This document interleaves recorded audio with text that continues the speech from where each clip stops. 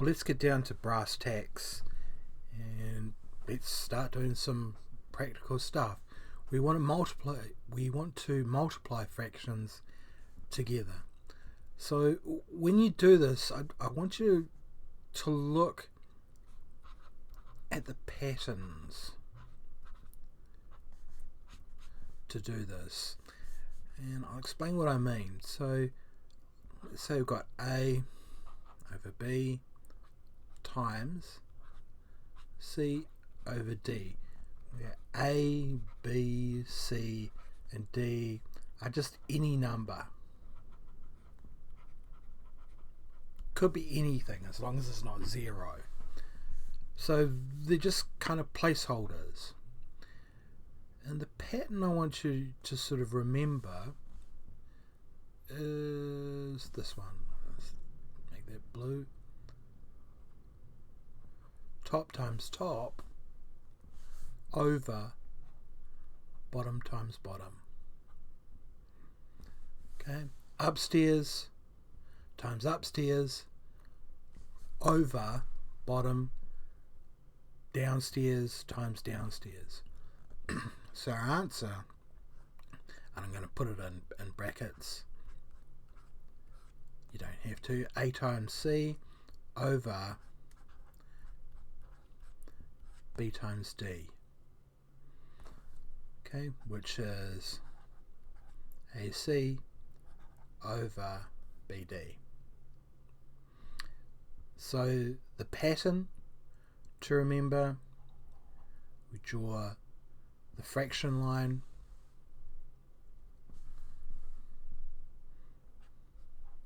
top times top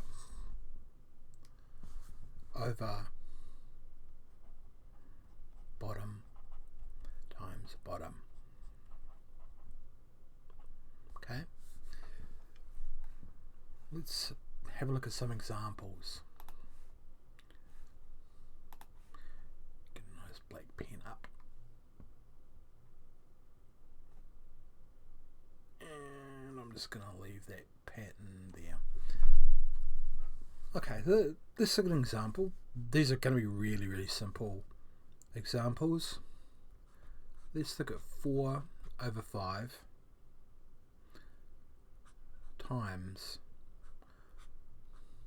1 over 10. Okay, so as long as we remember to keep coming back to our little formula there, we're going to be fine. As long as we're not dividing by 0, we're good. So 4 times 1 is 4. Hopefully you don't need a calculator for that. We put in the division sign. 5 times 10 is 50. Are we done? Well, we are kind of done. If you really wanted to be pedantic and technical about it, we could simplify that to be 2 over 25. We could do that. It doesn't really matter. 4 over 50. 4 over 50. That's fine. Okay. Let's do this on the calculator so we can just see how the mechanics of that would work on the calculator. Again, your calculator might be different. I'm using the Casio calculator. I'm not getting paid by Casio. It just happens to be the most common calculator that students have. So I want to have 4 over 5 times 1 over 10.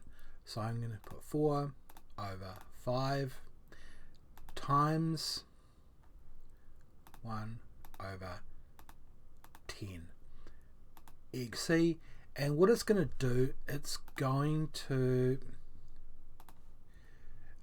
actually simplify that for me. If you have a look up here, it's 2 over 25, which is what we got before. It doesn't give me the 4 over 50. It kind of says, I want to be helpful, I'm going to simplify it for you. Okay, what's that as a decimal fraction? Well, while we're at it, 2 over 25 as a decimal fraction, we want to hit our old friend FD, 0.08. So this, there's our equivalent. They're interchangeable with each other. One little thing with the Casio calculators, just be careful of, when I've done this 4/5 times 1/10, whenever I do fractions like that, I tend to use the fraction button. It is a thing with these Casio calculators that sometimes the bed mass gets a bit messed up, but keeping them in, so that's the top 4/5, sorry, that's the left hand side 4/5 times 1/10 gives you the same answer, 2/25, which is 0.08. Just sort of keep in mind the Casio calculators are a bit iffy sometimes, and it's not consistent. If you're using different types of calculators, I know the Texas Instruments calculators are slightly different. Just check it out before you do that. Let's look at another example. 3/8 times a half. Okay, again, pretty easy example. Top times top. We can just pretty much jump to the answer. 3 times 1 times 8 times 2. 3 times 1 is 3. Hopefully you don't need the calculator for that. 8 times 2 is 16. Does that simplify anymore? The answer actually is no.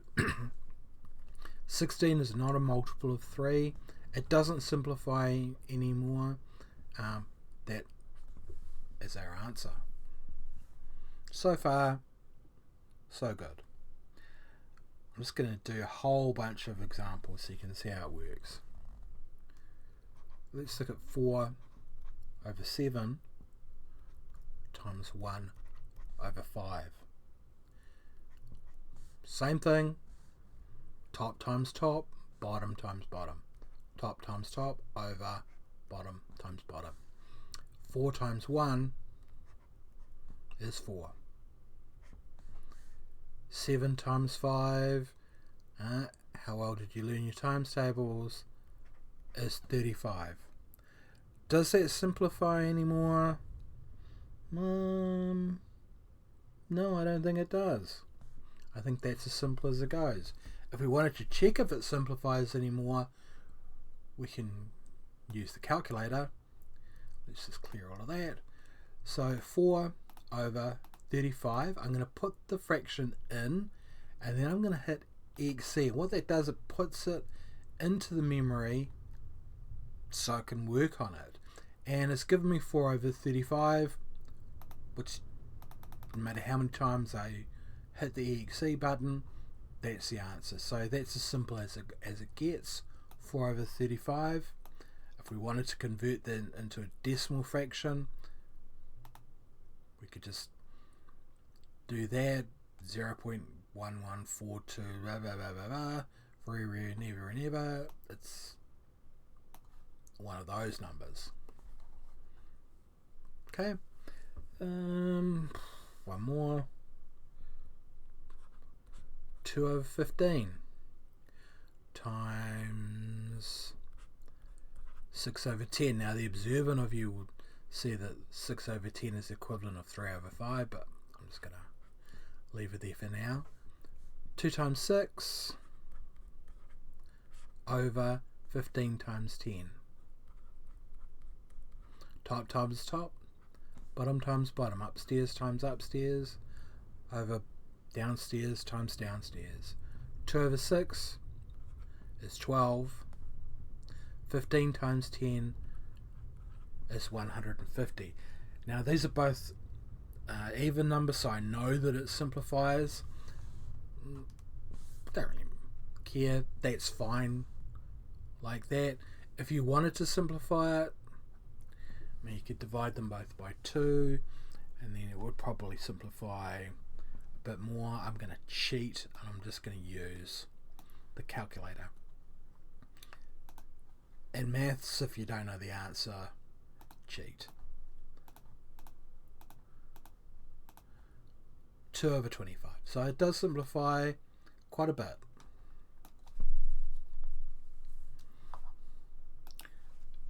2/25. Nope. I want the pen, not the rubber. No, the pen, not the rubber. Helps if you hold the pen the right way around. 2/25.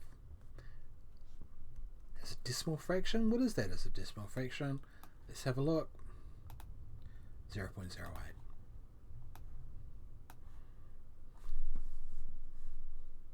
I think we already did that one, didn't we?